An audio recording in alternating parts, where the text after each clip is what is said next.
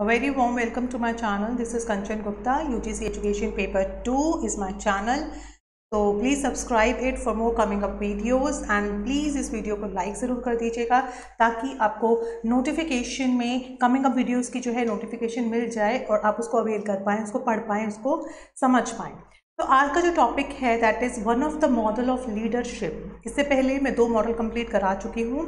That was the grid model है एक, one of the grid model, and the other one and other one is Fiedler का contingency model.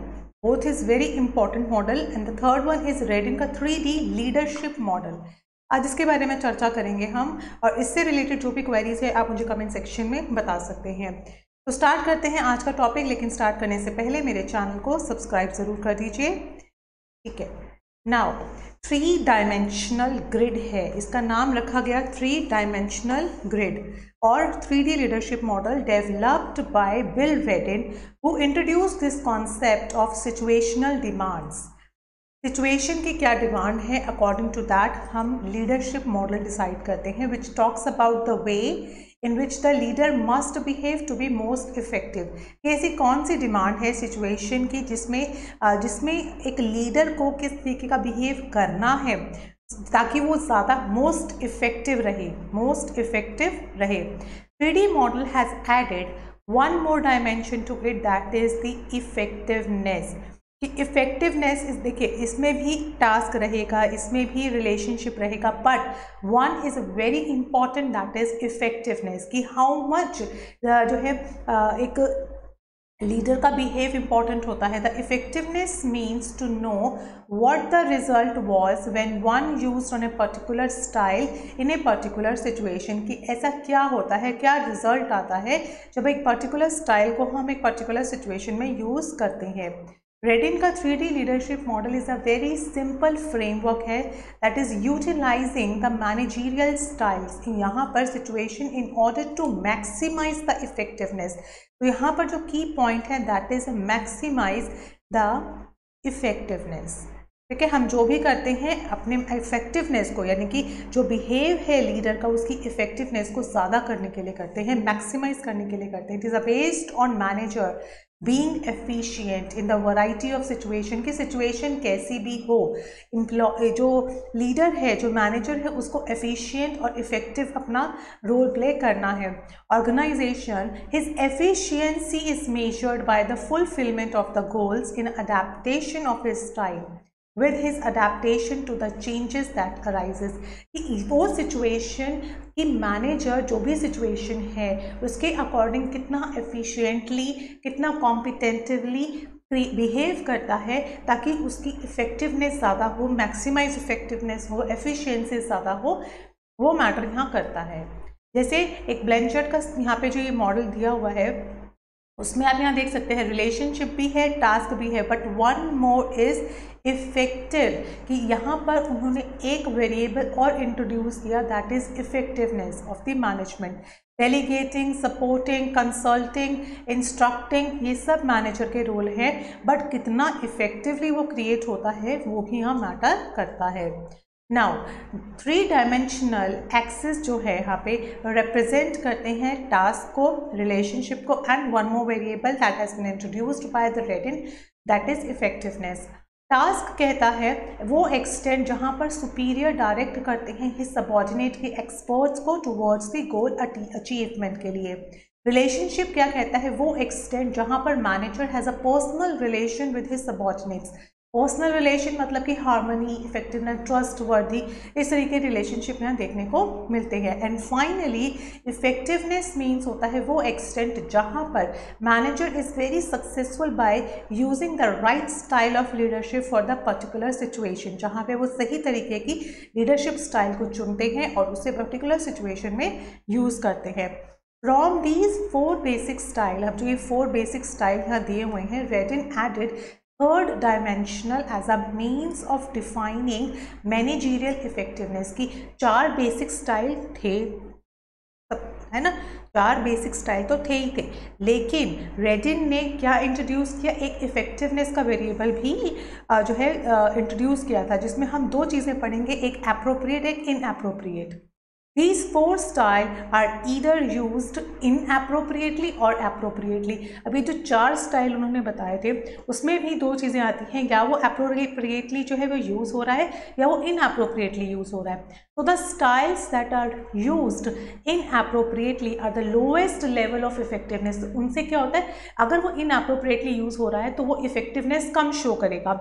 On the other hand जो 4 quadrant जैसे missionary style, commitment style, effector and autocrat, ये 4 style ऐसे हैं जो इनएप्रोप्रिएटली use करने से लोएस्ट लेवल ऑफ इफेक्टिवनेस को शो करते हैं। While on the other hand अगर हम 4 मोर स्टाइल उन्होंने और दिए थे जिन्हें अगर हम अप्रोप्रिएटली यूज़ करते हैं तो हाईएस्ट लेवल ऑफ इफेक्टिवनेस देखने को मिलती है, and that is executive style, developer style, bureaucrat style and benevolent autocrat style. ये एक ही नाम है। These जो 8 और जो मैनेजरियल स्टाइल इंट्रोड्यूस किए गए हैं बेसिक स्टाइल के, वो या तो अप्रोप्रिएटली हैं या इनअप्रोप्रिएटली, ये वही बात फिर से दोहराई गई है। यहाँ देखिए अब काफ़ी चीज़ें आपको क्लियर होंगी। 4 जो बेसिक स्टाइल थे वो थे रिलेटेड यानी कि facilitating, second one is integrated यानी कि selling style, third is dedicated यानी कि directing style, and the fourth is separated यानी कि डेलीगेटिंग। डायरेक्टिंग एंड डेलीगेटिंग ये आप देख ही रहे हो, ये हर्सिव लेंशर का ही एक मॉडल है ना। उसी को आगे बढ़ाते हुए उन्होंने 3 डायमेंशनल मॉडल दिया था। अब यहाँ देखिए एक रेड में दिया है, एक ग्रीन में दिया है। मतलब अगर रिलेटेड यानी कि जो फैसिलिटेटिंग फर्स्ट वन है, ये डायरेक्टिंग जैसे अपने यहाँ ग्रीन में है, ये है एप्रोप्रिएट। अगर हम इस स्टाइल को एप्रोप्रिएटली यूज़ करते हैं तो वो स्टाइल बन जाता है मोस्ट इफेक्टिवनेस का यानी कि बेनवोलेंट ऑटोक्रेटिक का।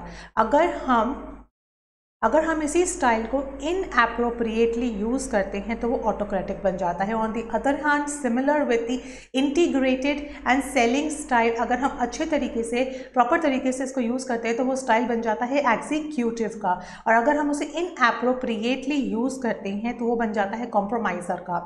सिमिलर विद दी फैसिलिटेटिंग और रिलेटेड टाइप से। तो इस तरीके से जो मॉडल है उसमें कितने स्टाइल बन जाते हैं, 1 2 3 4 5 6 7 8 कंप्लीट स्टाइल बन जाते हैं 8, जहाँ पे 2 वेरिएबल्स जो हैं यहाँ पे लो शो कर रहा है, लो से हाई पे जाएगा task orientation and low to high पे जाएगा रिलेशनशिप और जो है orientation behaviour. Now moving on here 8 plus जो ये 4 के टाइप्स हैं। तो बेसिक टाइप थे हमारे separated, related, dedicated and integrated. अगर हम उन्हें अच्छे से एप्रोप्रिएटली यूज़ करते हैं तो इट कम्स टू द डेजर्टर, और अगर हम अगर हम उसे लेस अच्छे तरीके से यूज़ नहीं करते हैं, इनअप्रोप्रिएटली यूज़ करते हैं तो वो बन जाते हैं डिजर्टर, और अगर हम अप्रोप्रिएटली यूज़ करते हैं तो वो ब्यूरोक्रेटिक बन जाता है। सिमिलर विद द रिलेटेड, अगर हम इस स्टाइल को अच्छे से यूज़ नहीं करेंगे तो वो बन जाएगा मिशनरी, और अगर हम अप्रोप्रिएटली यूज़ करते हैं तो वो एक डेवलपर का रोल प्ले करेगा। Similar with the dedicated and the similar with the integrated and executive. इसको हम एक एक करके आगे अभी पढ़ेंगे। तो यहाँ हमारे जो बेसिक स्टाइल था आप यहाँ देख ही सकते हो, related, integrated, separated and dedicated, and उससे धीरे धीरे करके आप ये देखिए 3 डायमेंशनल का एक मॉडल बन जाता है। ये है इफेक्टिव स्टाइल का। इफेक्टिव हुआ तो ये डेवलपर, एग्जीक्यूटिव ये और ये बन जाएगा। अगर ये इनअप्रोप्रिएट, इनइफेक्टिव स्टाइल है तो वो मिशनरी, कॉम्प्रोमाइजर, डिजर्टर एंड ऑटोक्रेटिक का बन जाएगा। तो यहाँ less effective and more effective आप देख सकते हैं। राइट, पिक्चर क्लियर है।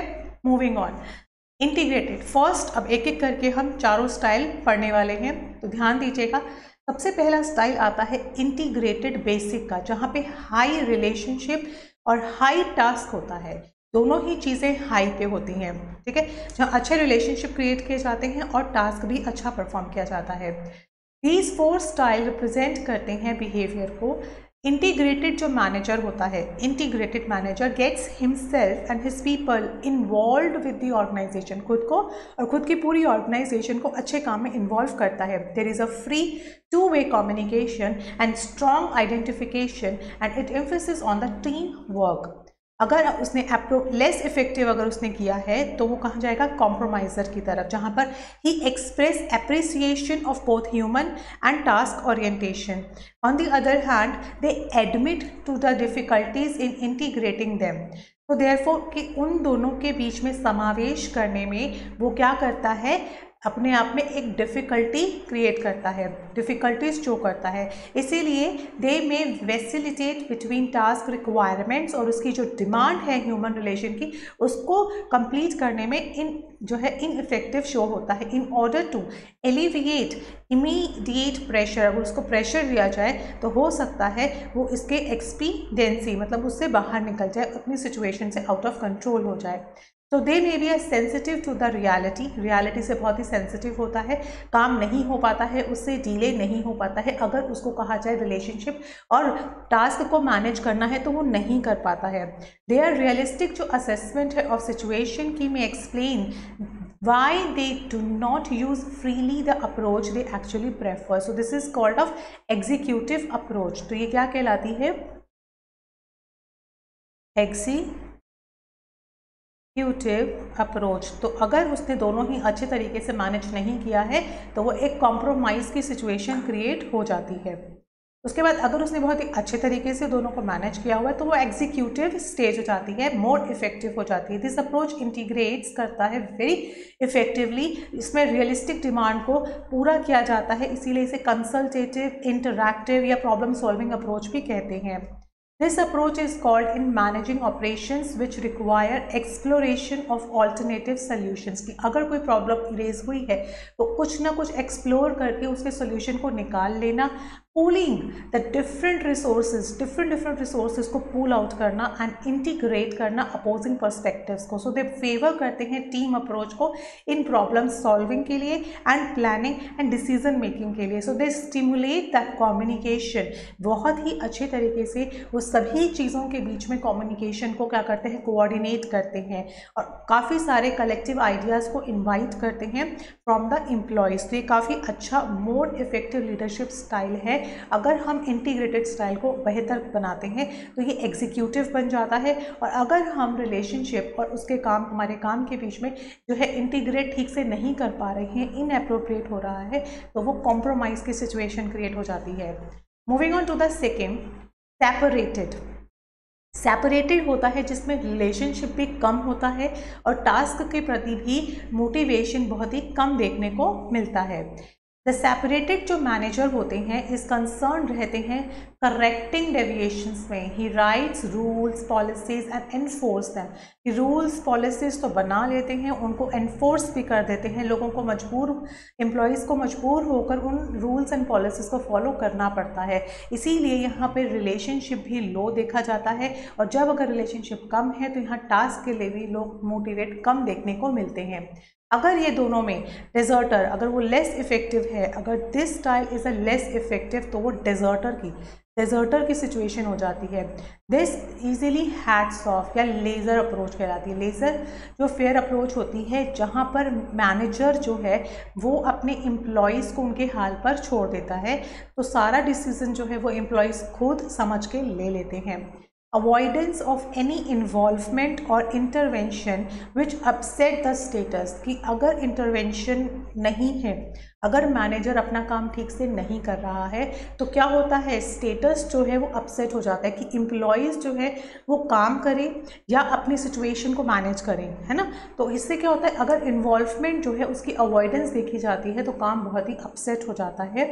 Assuming a neutral attitude toward what is going on during the day, looking the other way to avoid enforcing the rules, keeping out of the way of both supervisors and subordinates। तो जब आप rules को उनके ऊपर थोपेंगे, उनको ज़बरदस्ती forcefully वो rules को फॉलो करने के लिए मजबूर करेंगे, तो क्या होगा, जो एक समावेश की बोट है, जो एक हमारे काम की बोट है, वो हिलने लगेगी, रॉकिंग द बोट, है ना।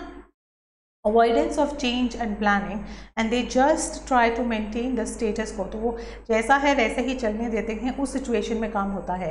लेकिन अगर आप किसी सिचुएशन को बेहतर तरीके से बनाते हैं तो वो ब्यूरोक्रेटिक की सिचुएशन बन जाती है। ब्यूरोक्रेटिक वो होता है जहाँ पर एम्प्लॉयज़ रूल्स एंड रेगुलेशंस के साथ काम को कंप्लीट करते हैं। This is the legalistic and procedural approach है। Adherence to rules and procedures यहाँ पे होते हैं। Acceptance of hierarchy of authority, कि जो भी हिरार्की बनाई गई है उसकी एक्सेप्टेंस यहाँ देखी जाती है। Preference of formal channels of communication, कि जो भी कम्युनिकेशन के चैनल्स क्रिएट हुए हैं उनको प्रेफरेंस मिलती है।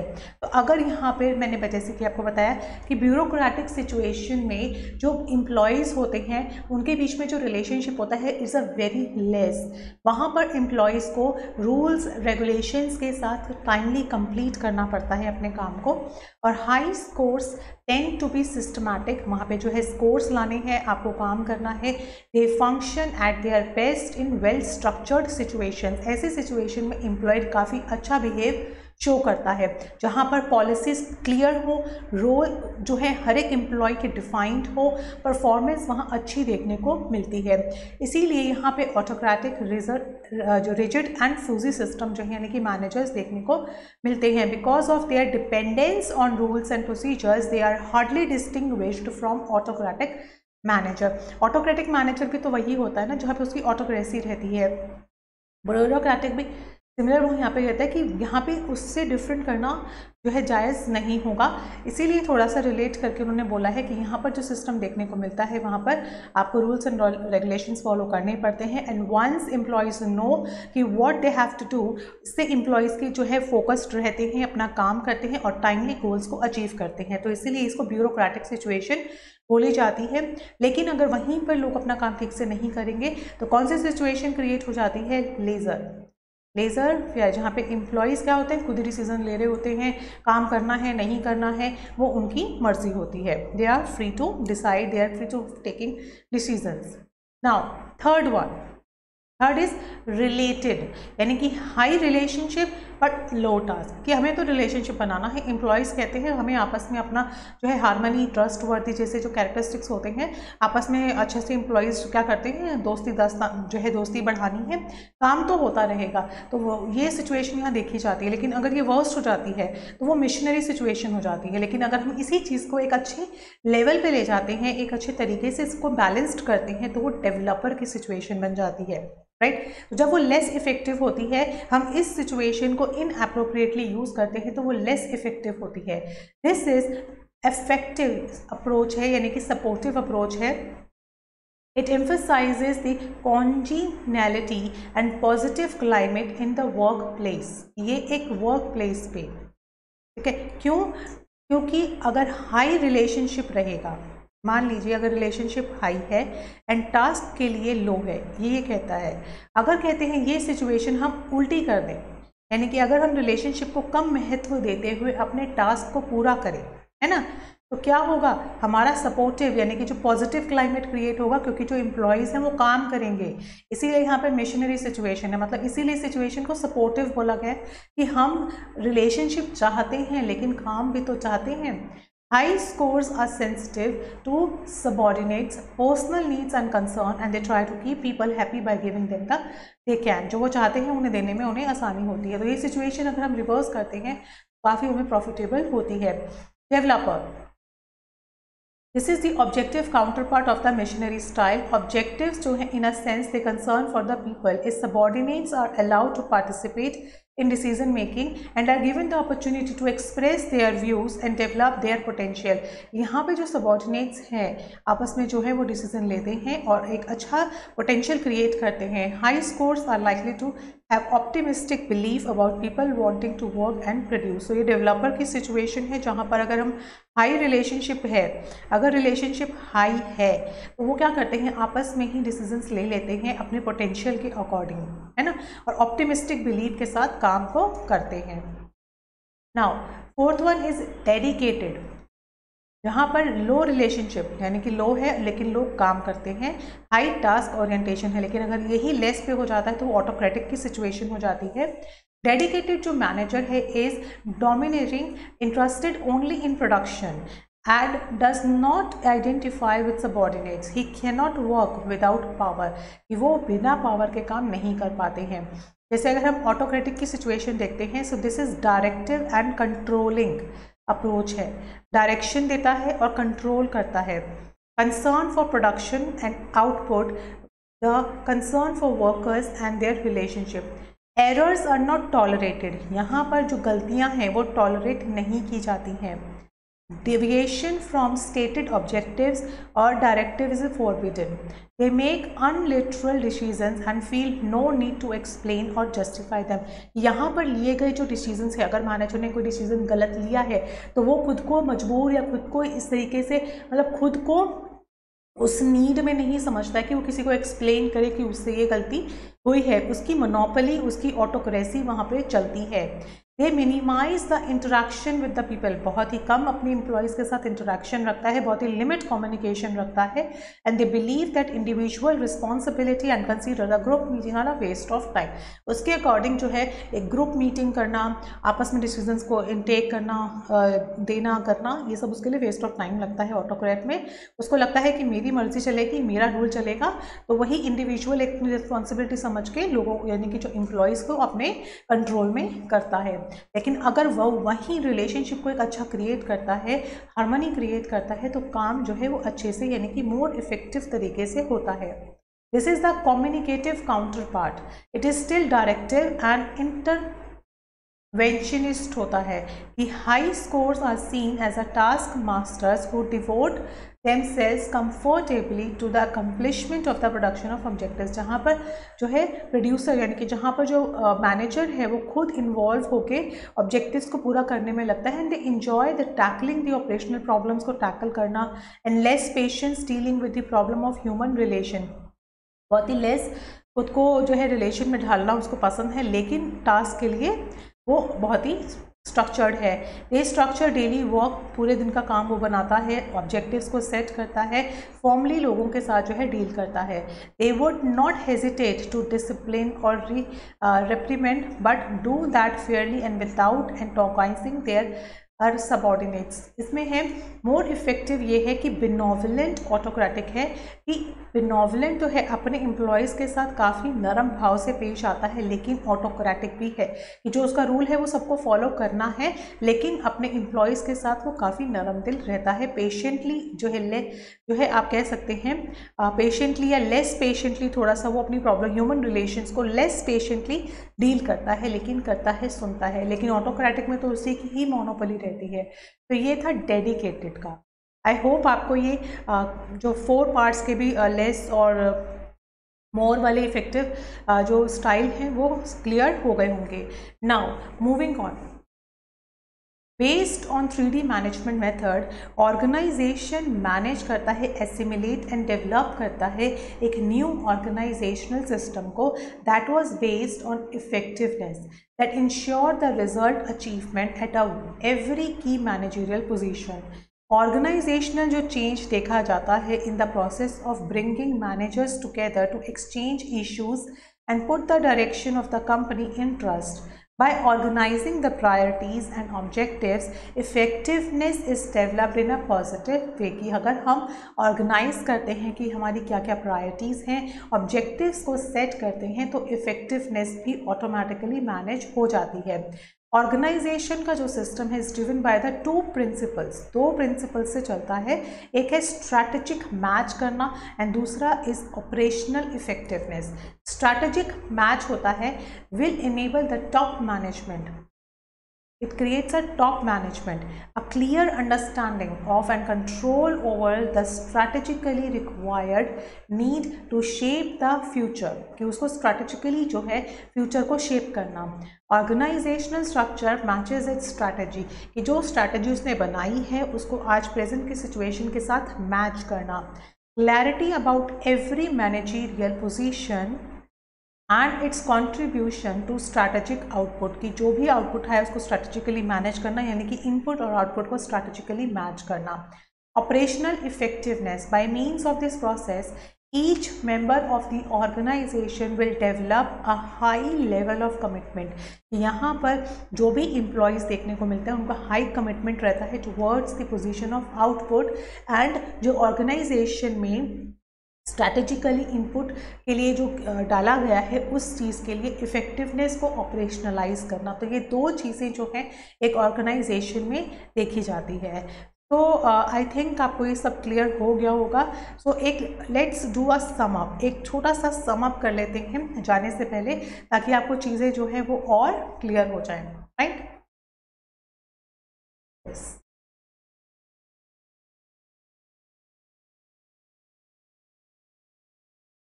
जी हाँ, तो अब हम रिवीजन कर लेते हैं एक बारी, ताकि हमारे सारे कॉन्सेप्ट एक बारी क्लियर हो जाएं। तो मैंने आपको जैसे बताया यहाँ पे हमारे 4 जो मिडल ऑफ द जो यहाँ पे बॉक्स है, ये this one, set my pen, yes, this middle box is first is related, the related, integrated, separated and dedicated, this is ये हमारा जो 4 जो है मेथड्स जो है ये हमारे बेसिक यानी कि बेसिक स्टाइल है।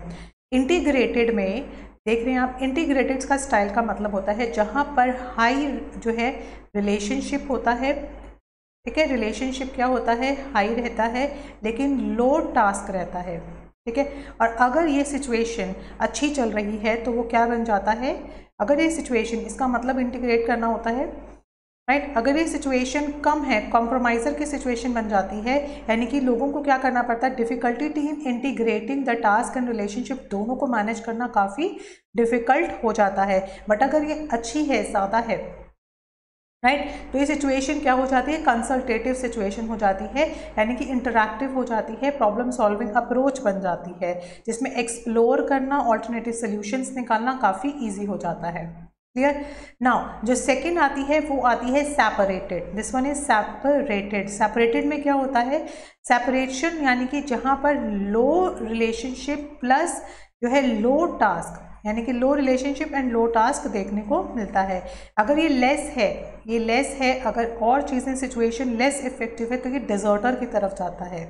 डिजर्टर क्या होता है, लेजी फेस सिचुएशन होती है, जहाँ पर इन्फोर्सिंग जो रूल है, डिजर्टर सिचुएशन में क्या होता है, यहाँ पर कोई भी रूल जो है एनफोर्स नहीं किया जाता टू बी फॉलोड, कि फॉलो करना ही करना है, ऐसा रूल कोई फॉलो नहीं होता है।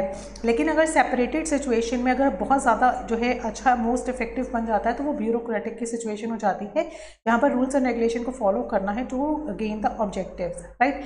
तो हमारा इंटीग्रेटेड हो गया है, सेपरेटेड हो गया है। जो थर्ड आता है वो है रिलेटेड। रिलेटेड जिसमें हम क्या देखते हैं, high relationship plus low task. ये कुछ यहाँ पर गड़बड़ी हो गई है, यहाँ पर आप ये देख सकते हो इंटीग्रेटेड में दोनों ही चीज़ें हाई पे रहती हैं, ठीक है। यहाँ पे आ जाइए, यहाँ पर हाई रिलेशनशिप है लेकिन लो टास्क। तो अगर ये बहुत ही अच्छे लेवल पे है, बहुत ही अच्छा चल रहा है, तो वो क्रिएट करेगा डेवलपर की सिचुएशन, यानी कि यू आर डेवलपिंग समथिंग, क्योंकि रिलेशनशिप अच्छा क्रिएट हो रहा है, सेंस ऑफ कंसर्न जो है सबऑर्डिनेट्स के लिए काफ़ी अच्छा है, तो वो एक डेवलपर की सिचुएशन होगी। लेकिन अगर ये सिचुएशन यानी कि लेस इफेक्टिव है तो वो सिचुएशन बन जाएगी मिशनरी सिचुएशन, ठीक है। लेस इफेक्टिव है तो वो क्या बन जाएगी, मिशनरी, जहाँ पर जो सिचुएशन है वो काफ़ी क्या होती है, अपोजिट हो जाएगी। कि लो क्या अपोजिट हो जाने का मतलब है कि रिलेशनशिप लो हो जाता है और जो टास्क है वो थोड़ा सा उसके लिए प्रति काफ़ी कंसर्न दिखने को मिलता है। On the other hand fourth is dedicated. Dedicated में क्या होता है, रिलेशनशिप लो रहता है, लेकिन रिलेशनशिप जो है वो लो रहता है, लेकिन जो टास्क है उसके लिए काफ़ी यहाँ पे अच्छा देखने को मिलता है, डेडिकेशन देखने को मिलती है। लेकिन अगर लोग काम ठीक से नहीं कर रहे हैं तो वो ऑटोक्रेट की सिचुएशन हो जाएगी। ऑटोक्रेट जहाँ पे कि वो किसी की भी फीलिंग से कोई मतलब नहीं रखता है, डायरेक्टिव या कंट्रोलिंग अप्रोच होती है। Autocrat is a very controlling approach, जहाँ पर ऑटोक्रेटिक यानी कि उसकी मोनोपोली रहती है। एंड एनफोर्स जो होता है यहाँ पे एरर्स का कोई जो है टॉलरेट नहीं की जाती है, और ग्रुप मीटिंग्स जो होती हैं वो वेस्ट ऑफ टाइम समझा जाता है ऑटोक्रेट्स में। On the other hand benevolent autocrat is one of the part of this autocrat, कि जहाँ पर जो मैनेजर है वो ऑटोक्रेट है लेकिन थोड़ी सी ढील बरत लेता है, थोड़ी सी जो है इंटरवेंशनिस्ट बन जाता है, जहाँ पर वो devotee of the objectives fulfilment, मतलब उसको ऑब्जेक्टिव फुल होने से मतलब है, एंड थोड़ी बहुत जो है पेशेंस वो दिखा लेता है विद द ह्यूमन नीड्स के साथ। तो this is the 3D model of Reddin. काफ़ी इंपॉर्टेंट मॉडल है, इसकी हर एक टर्म को समझने की और हर एक टर्म को रिमेंबर करने की बहुत ज़रूरत है। तो आई होप आपको मेरा ये कॉन्सेप्ट जो है समझाना जो है आपको क्लियर हो गया होगा। तो आप मुझे कमेंट सेक्शन में अपनी क्वेरीज दे सकते हैं। So thank you so much guys, और जाने से पहले मेरे चैनल को सब्सक्राइब एंड वीडियो को लाइक ज़रूर कर दीजिएगा। Thank you so much, have a nice day.